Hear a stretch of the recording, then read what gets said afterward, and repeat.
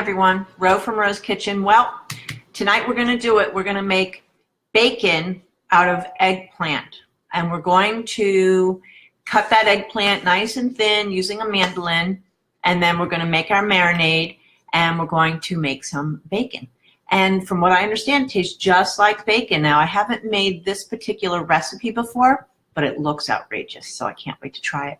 So if you want to join us tonight, it is Wednesday night. It is May 2nd, and it's going to be at 7 p.m. Central Standard Time.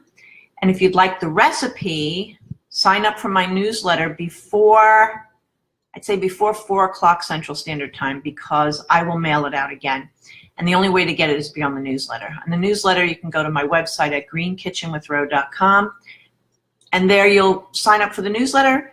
You will have other recipes to choose from. I have a whole boatload of recipes on there, and I got to add some more. So hope to see you tonight. So that's just your reminder. See you later, guys. Have a fantastic day.